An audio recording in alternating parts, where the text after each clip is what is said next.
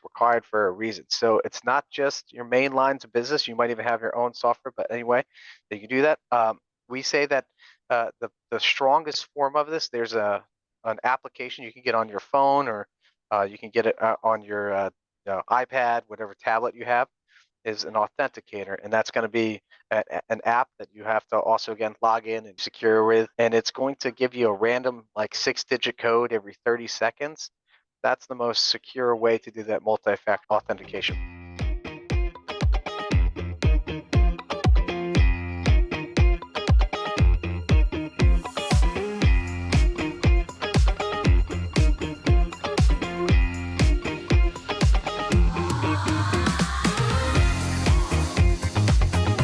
Hi, this is Dave Steinberg, your mortgage guy, and this is your Mortgages Made Easy podcast. Taking a different approach today because so many of the people that I work with, so many of my clients own their own business or have active roles in the management of their business. We're sitting with Jack Watkinson of OutsourceMyIT, and Jack, to put it up front, is the guy who helps me on my computer security.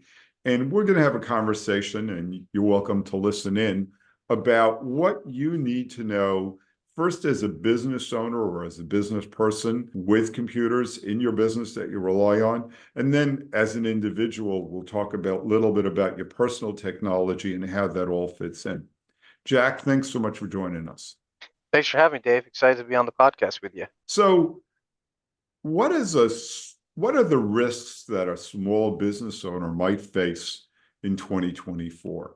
There's a stat I just recently heard, and it was that from IBM actually, that 1 out of 10 companies last year, worldwide organizations, there was an attempted ransomware attack on their company, and that number is up 33% from the previous year.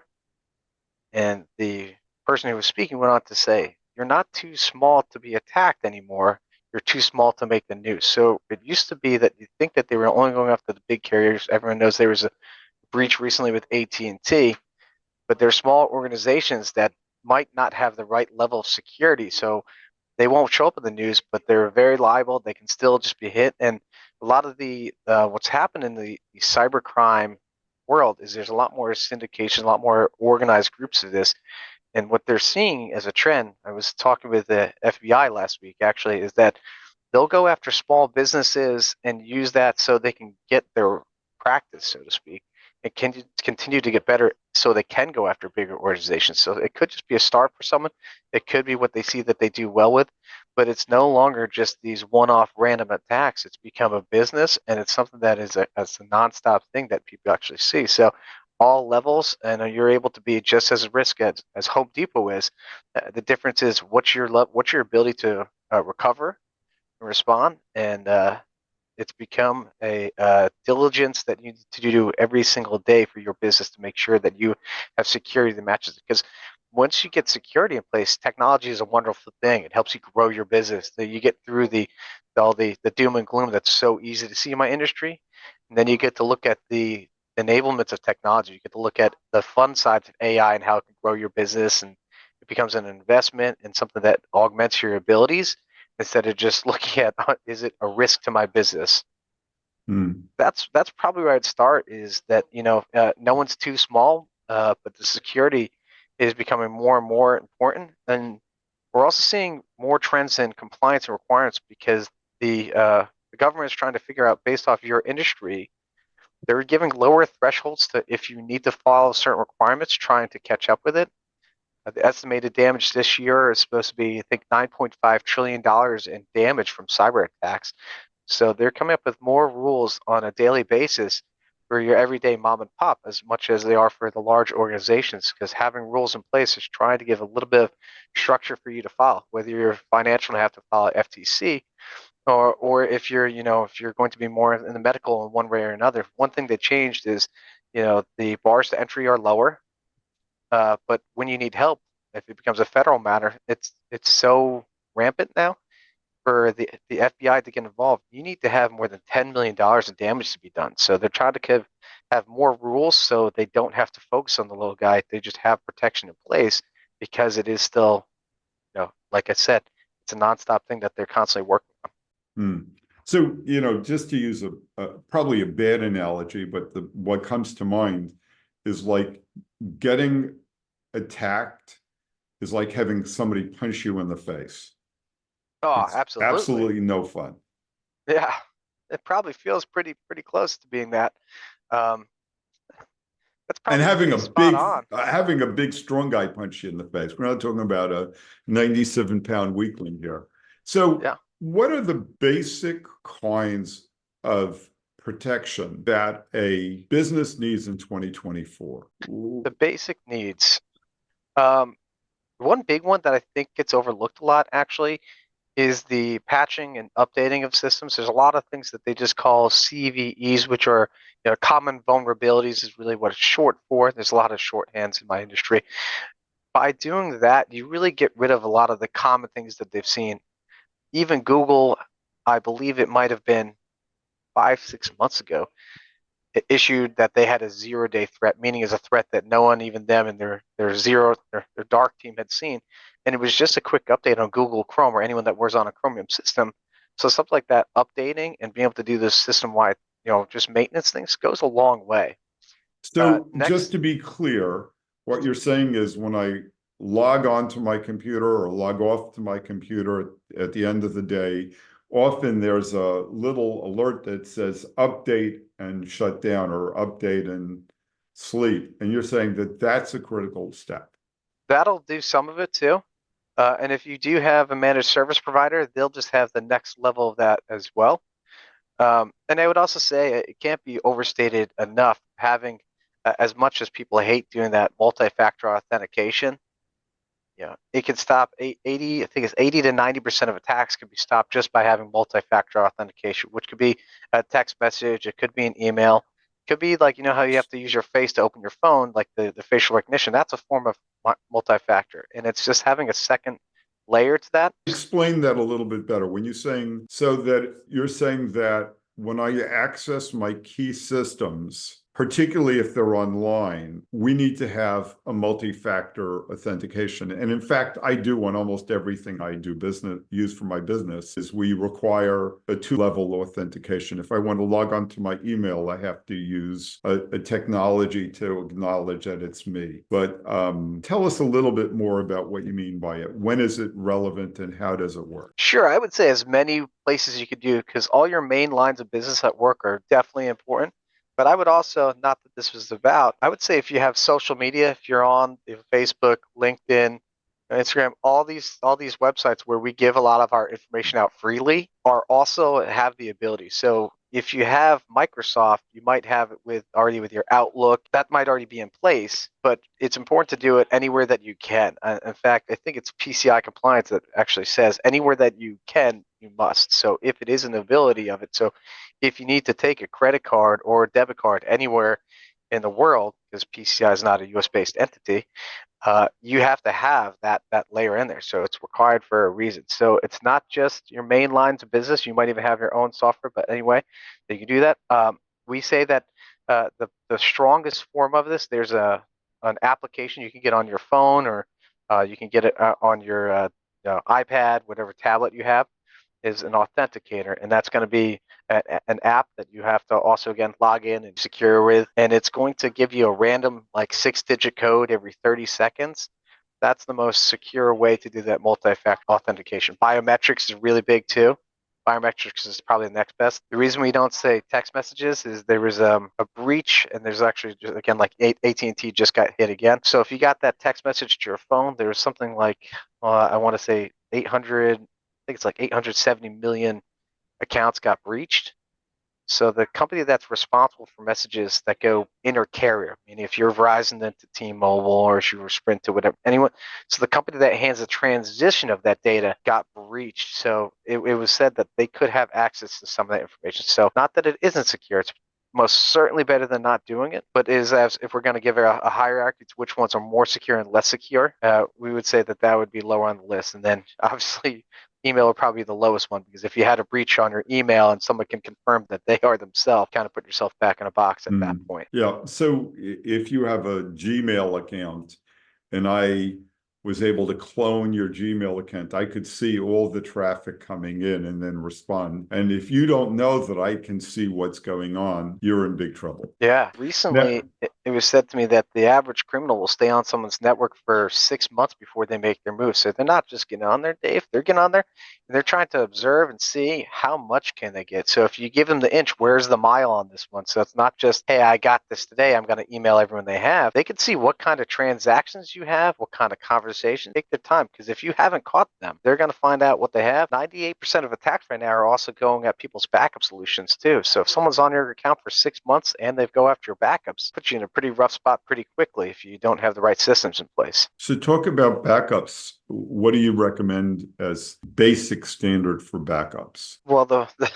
I had a whole talk I did on this, and it was really funny. It was almost like a mirror on a mirror on a mirror, just trying to go through redundancy and how redundancy matters for that. What I'd actually like to say is there's a common misnomer that people using OneDrive or Google Drive that it's a backup, and their disclaimers, they actually say they aren't. So what you really need, and even if you use those solutions for your information, you need to make sure you have something that does do a backup, does external from. We recommend, so if you use Microsoft like so many people do, don't have your backups through Microsoft, have it through a different company. So if Microsoft ever would have an issue, have it somewhere else. We like direct-to-cloud backups. We like someone that's going to confirm that the backups are actually taking place. So if something doesn't happen, you know when, you can find out why, and you have a quick way to actually remediate. It could just be some small thing, and often it is. It's, the cloud is just your computer's not in front of you, it's somewhere else. So maybe they changed something on a computer and your backup didn't happen. Well, there's still a Mm. physical device somewhere. And redundancy, I think, really does matter in that regard too. So if you have more than one solution, it's not a bad thing. You just want to make sure it's not overdoing the resources, but having more and having them in different locations, because you're trying to make it so you have the most recent information and that you always have a clean copy of it too. There's some ideas in IT where they do what they call ZTA, or zero trust architecture. And one thing they'll do with backups is when they have the backup done, they'll also remove it from the environment. So if something ever happens to the environment, it's completely disconnected at that point too. So there really is no way things can connect with that backup.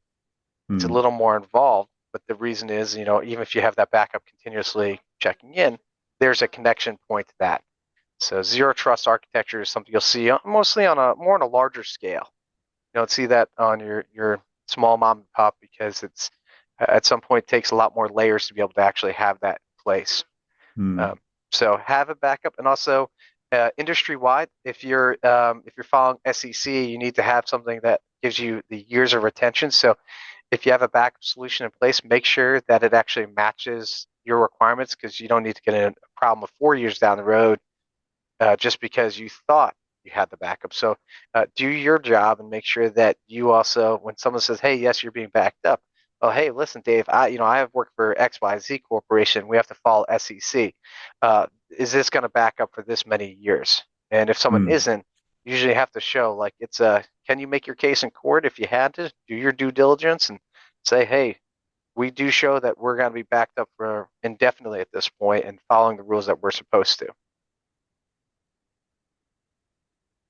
When I, boy, it must be 20 years ago that I started with programs like Norton and maybe later Kaspersky and whatever. Are those still effective, or are those things you recommend for a small businessman? If I were to recommend for a small business, I do tell, like, if someone doesn't have, a lot of times if you're working with a provider, they probably have someone and you can still see who they're working with. We've used a couple different ones, so not all of the solutions we use are available to just someone to buy off the internet themselves. If you were to go buy one, I would probably say, without going through a provider like us, I would say somewhere like WebRoot is a good product. Microsoft Defender has come a long way as well. Uh, we on the inside of our industry see people using CrowdStrike, SentinelOne, Cylance. But what you're looking for, there's a report that's done every year called the MITRE ATT&CK Report, and it shows two things, and it's independent too. It takes all the I'm just going to lazily call them antivirus providers, and it'll show the detection, like how good are they at detecting an issue and how good are they at preventing. It looks at those two metrics, and it gives a grade on how well something actually does. Uh, you know, Mm. when we see people have Norton or McAfee, we kind of walk in and know that we have our work cut out for us. Yes, they will catch certain things, but you want something that actually shows well. And the thing I like about that test, it's not me grading my homework. I'm able to say, hey, listen, here's the solution we use. We audit our own solutions. Now we see that this one's doing better and performing better against today's threats. Be willing to change with the times. Like as I said, like Norton back when it was I grew up having Norton myself. It was a great product for many years that we had used. There's been a lot of advances, and there's a lot of companies that continue to look at this evolving threat. That's I think it's just a very well-known name at this point. They're able to hang their hat on that a lot more than the companies that sit on the back end of the channel and looking at the modern threats. So Mm. definitely work good. You and I just had a conversation before we jumped on this Zoom, but we had a conversation about firewalls. If I have, Spectrum or Verizon coming right into my office, is it important for me to put a firewall between the service into my office and my computers? Absolutely. And in most cases, it's also required. And I'd like to explain what a firewall is a little bit if I can. Because on your computer, there's a little setting where it says turn firewall on and off. When it comes to compliance, it says, do you have a firewall? It's not talking about that. It's talking about there's a physical device that's going to come in wherever your internet comes in. And what it does is it's going to govern the internet traffic for your office. And you can actually set this to have more strict or less strict settings. You can change it by geographical regions. And it's going to, so if I were to give you a GPS for internet traffic, and we know that there's good neighborhoods and bad neighborhoods, you know, if I were to say, hey, listen, Dave, I know you don't want to, you're trying to go that way. You can't drive down those roads. It's going to give you the safe pathway to do that. There's no silver bullet in IT, but it's going to give you, it's going to hedge your bet and make sure that your traffic is safer. So uh, a If you see firewall, something coming from Korea, from North Korea or China or Russia, that yeah, might be exactly, a yeah. red So warning. so you can change that right at the gate, and it'll actually. So if you go to a website, it won't let, and it's a real best practice for being able to have, because the old rule where it was allow everything and then stop it after you realize it's bad. Now the world is don't trust anything until it's given you a reason to trust it, and that goes with your internet connection as well, because those orientations matter for that. So it's just a different level of security. And is one of the most basic things when we start in. It's one of the first things we look at is does this business have it? It also is going back to a lot of the compliance requirements. Uh, I want to say every single compliance requirement, if you have to follow a framework or compliance, is going to require that you have a firewall. The exception to the rule, which I thought was a bit funny, is if you're doing PCI compliance and you have, again, you're taking credit cards, but you don't have an office, you need to be able to encrypt information. So if you're using one of those like square devices that attaches to your tablet or phone, it's going to scramble and encrypt your information at the gate. So you no longer have that. As soon as you use that device, it's no longer, it's just using you as a gateway for that point. But that's the only way to really circumvent that part of it. But otherwise, if you're going to take payments, it's going to say you need to know that you have safe traffic, and that comes with having a firewall at that point for your Hmm. business. Now, we've spoken about hardware. I must get at least once a week, I must get an email from someone purporting to be a realtor, purporting to be a title company, purporting to be a bank, and they want me to do something. Yeah. So let me talk about spam here for a second. Um, so if you had, so Microsoft and Google have built-in spam features. They're about, I want to say 90% effective if configured correctly. if you have a spam filter in place, they're going to be probably about 90, best in class is 99% effective.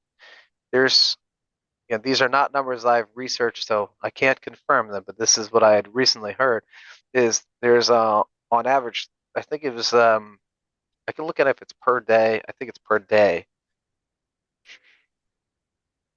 I think it's 333 billion spam emails per day. That sounds like a large number. It is. So if even if something was, even if everyone, every single person, and I was right, just confirming it was 333 billion. If every single person had best in class solutions, that means 3.3 billion emails still get through the cracks. So you're going to have layers to their approach. So part of it is learning to make sure if that person is either an actual person or if they're just shopping you. Because, I mean, we all are trying to build up our clientele too. So we might have certain people we look at. But some spam, they have different levels of it. Some are actual people trying to market to you, whether it's cold marketing. Some people are trying to, fish and get your information. There's different layers to it. But that means even with everyone, every single person with best in class solutions, 3.3 billion spam emails will get through every single day. And that's where comes the big thing in our industry is at the end of the day, it comes down to the person on the other side of the computer does still need to know a little bit about what they can and can't look at, what they don't. You can configure some of this stuff to be filtered out a little more. You can tweak it so it gets better as you go. Uh, so it's a bit of a process, but there always will be a little of that. The only way to completely avoid getting those is just turn your computer off. We'll go back to typewriters. I don't know where mine is anymore. I'd have to really have to look in the attic. But that's the one way to not get that. Um, Unfortunately, that's probably the best answer on. So it's the only way to really not have it. Hmm. And then I had by that same stance, that means there's over 1.2 trillion spam emails that are going to get through every single year. Hmm. Do the best you can. That's going to get through. That's if everyone had best in class, which more likely that there's going to be closer to probably 8, 9, 10 trillion that get through. Because the reality is your average person's using, if it's a mom and pop, they're using their Gmails, right? Why not? Hmm. Or again, having these layers of security to no surprise, there's certain cost and levels of security too, right? Right. Nothing, nothing's really free, right? Not at the end of the day. So in my business, one of the things we do is when we get a phishing email, we share it. We print it out and we all look at it. So we say, oh, look at this. They wanted our wiring instructions. I don't think we should give it. What do you think? And we have conversations about the emails that are coming, so people have their radar attuned to we may not print everything out, but the ones that are and they're going through our systems, so we're the threats are generally disabled by the time we get to them. Yeah. Well, I'd say printing it is better than I sat and talked with a law firm in New York one time, and they said anytime we think we're getting a phishing email, we forward the email to our IT company. And I said, well, if they have security in place, that email should never reach them. So every time you forward them, it should, if they're the one who's providing the level of security, what you're doing and sending either a screenshot or so can someone take a look at this or printing it out is the best way. If you are going to share it, that's the better, safer way to share something like that, so people can be informed. But don't ever forward the email itself and then put a top part that says, "Here, don't click this, don't open this," Hmm. because don't give people the option.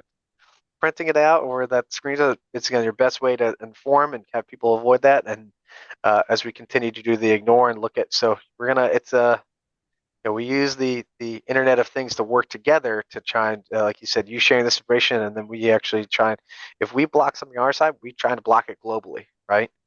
We found out that they tried this person, but we don't know that they're going to find a different way that they're going to try and call Dave. So we're going to block, if we find it from Dave, we're going to block it for everyone else at that point.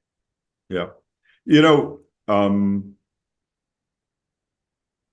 you mentioned the Internet of Things, and in your audit of my company, one of the things you asked about is what devices are connected to our internet. Why do you care? Well, I think people, so there's a part where they started talking about IoT, which means the Internet of Things, and devices that were smart devices that were set up with factory settings on things without having the other levels of security. So if you have internet and you never change the stock password on something, and then you have a smart thermostat, there was a casino that was taken for millions of dollars, and they found out that it was through the fish tank. So the fish tank was a smart fish tank, and they were trying to figure out that somehow they managed to use that and hide on network. So it was able to act as if it was just a terminal for someone.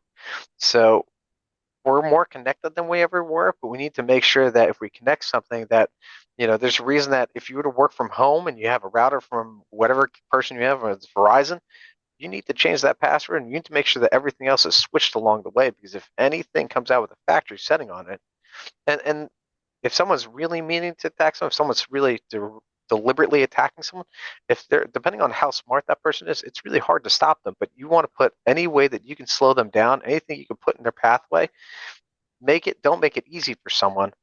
But yeah, the internet devices, what I've seen is 92% of data breaches now are done through emails. And it makes you scratch your head like that one's easy. I understand phishing, don't click on this. But the other 8%, we had someone who we had to track back. The only thing that we figured out was they were at the airport using free internet at the airport. Well, while they were doing that, they must have been on the same network as someone else who just thought they'd fish around. They don't know this person. They never could probably pick them as a stranger in the crowd, but someone's just sitting there at the airport trying to say, maybe I'll fish for a company's information, see what I find today.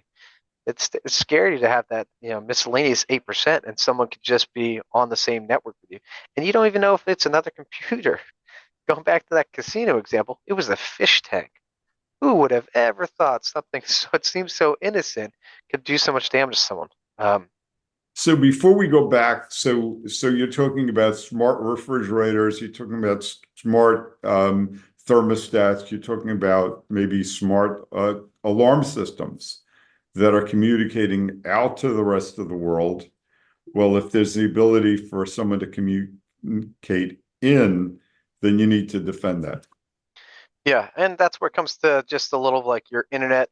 You can also, not that it's fun or convenient, change your password to your internet every so often at your house. And if that means you have to change it on the smart devices too, uh, we're able to do something called the dark web scan, where we're able to look at your domain and we can see sometimes, and this is information that's not quite public, but you have to have a couple of resources to be able to do it. But we've been able to go and tell someone like, hey, listen, I see you've been using the same password for 10 years. There might be a reason that you for concern here. Because if someone's reusing something like that, at some point you might have given enough people out that password. You have your friends, family, cousins come over and every person gets the Wi-Fi. You have it written on your refrigerator. So, well, why not switch it every so often? Because who knows where they have been, and if they ever need to get back in again, just give them the password again. Do something where it makes it easy. Switch it up. Just over time, there's a lot of companies will actually, even medically, have it so passwords are set to expire and reset. So why would you think that your internet shouldn't do those same things over time?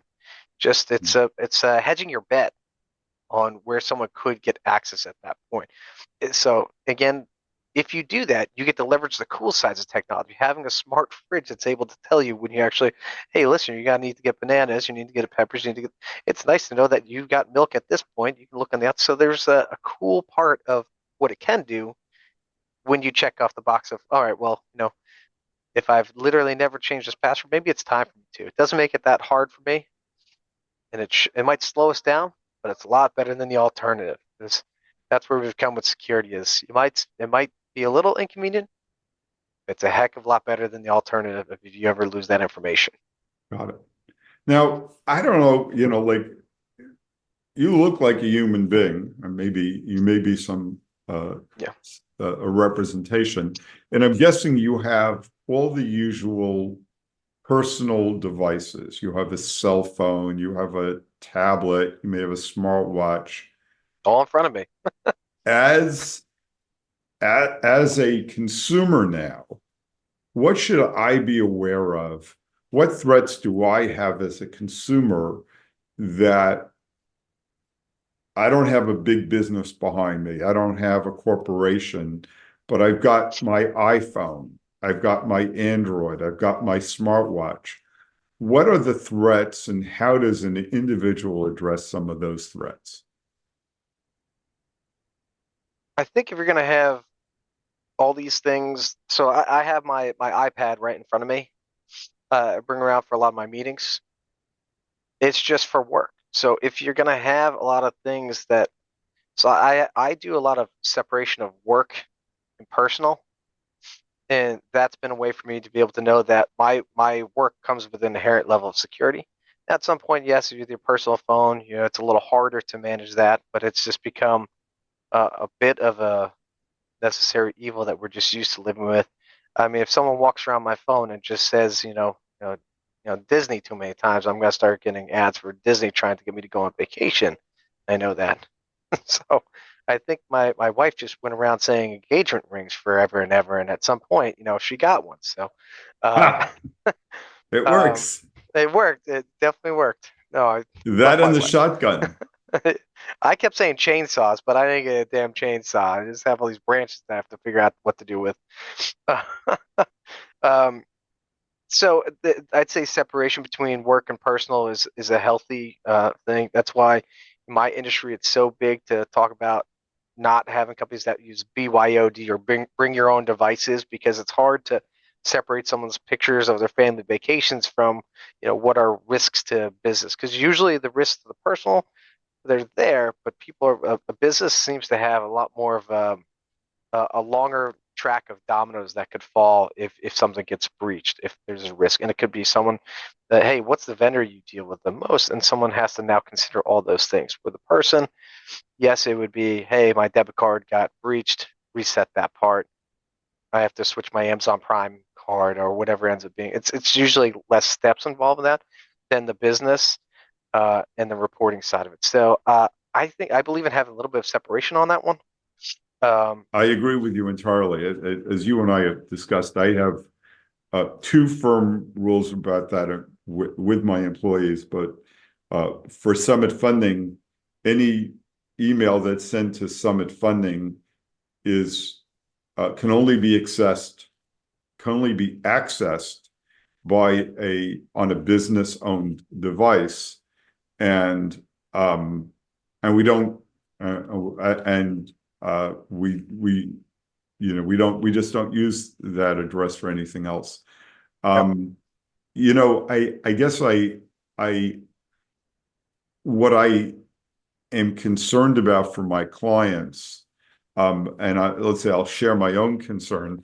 I do not do any banking at all, zero on my phone. I always get the heebie-jeebies when I see someone um, doing banking on their phone, because I think that they're subjecting themselves to risk, particularly, as you said, if that's the guy who then goes into Starbucks and uses his phone from just attaches to Starbucks internet and uses his phone that way, or she goes into a hotel and uses the hotel Wi-Fi, and etc. So for me, I have a red line where I just don't do any banking at all on my personal device or my mobile device. It's all on a desktop device. yeah. Um, Some of that I'll absolutely agree. Um, it's a bit of, I look at things and I joke about things being occupational hazards where, I see someone trying to log into the Panera Wi-Fi. I'm like, don't do that. Well, I don't have many bars. Well, that's fine. Then you just don't have service here. Like, don't log onto the same internet that actually, in its disclaimer that says it's free and everyone else can have access to. They don't really give that information up. I also, can I I just jump in on that and just ask you, sure. if I use a VPN, which is a third-party secure network to secure my communication, does that alleviate the risk, or is that not good enough? It is, for most tents, I would say good enough. It greatly lowers the risk because it just encrypts that internet connection. So it almost makes you, again, I don't want to say nothing is 100% in our industry, but it almost makes you invisible to a certain stance at that point. So it is a lot better to be using that. Um, So just like let's just translate that for people who aren't aware. If you go into Starbucks and you just allow your phone to connect to the Starbucks internet, then there are technologies that allow people to intercept your communication with the Starbucks technology. And then if you're sending something with a password, if you're logging into your Amazon, if you're logging into your bank account, that can glom that information and now you're in trouble. And there are programs, you told me that there's one you prefer, but there are programs that act as a gatekeeper between you and the free internet, the free, and yep, that will up your security game. absolutely. Yeah. We also did that as a company. If someone isn't, it's a pretty common practice. You'll see a lot of people, if someone's going to work from another location, have if they still need access to company information, because as we get more cloud driven, we still do. So be able to use the um, a VPN connection so I can access those company files. It still needs to be set up and done so I can actually have that access, but to know that I'm using a safe way of actually doing that. Uh, and I also want apples and oranges again, comparing a little bit like having a VPN is more secure, just like having a password manager. It's going to be helpful because you can help manage your passwords. You could try and remember all of them, but having some of these things are going to be a lot of the things you're doing.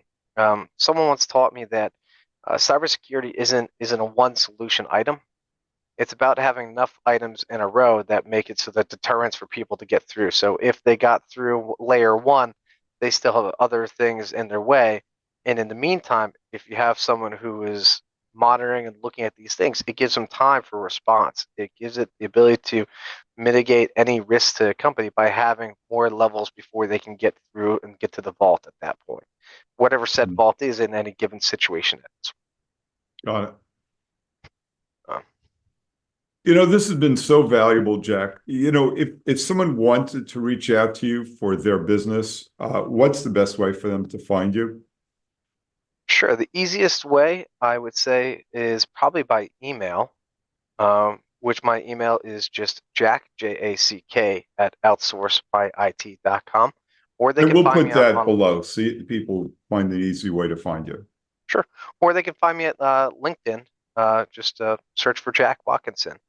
Hmm. And I'd be happy to either way connect. I love the other thing I'd like to do is be a resource for people. So if people have questions, I really work differently than our tech team who's going to be putting out fires. But if you want to know, like we've talked about VPNs, we've talked about internet devices. So if anyone ever has questions, I love being our resource. So if there's something that this is unclear or it's not maybe not your forte, be happy to answer anything that someone's curious about when it comes to cybersecurity.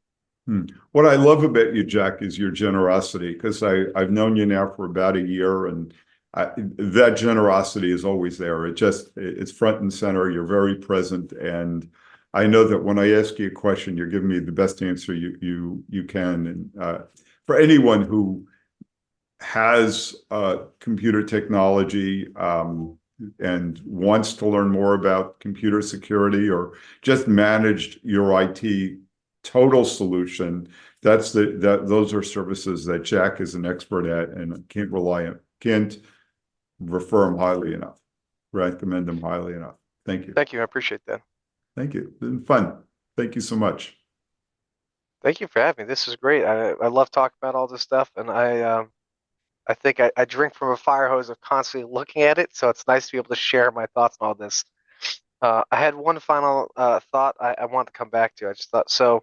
Talk about I brought my work computer home with me a month ago, and my wife went to look at Airbnb. Well, my company device doesn't allow that, so I had to explain to her that there's more security on my computer you can pick up your computer to look at it. You can't pick up my computer to look at it. So I just thought it was funny that she just wanted to look, well, why can't I plan a trip on yours? Because you can't plan a trip on mine. It's not what this device does. Interesting. Now I've got to talk to you about that and see where I need enhancements.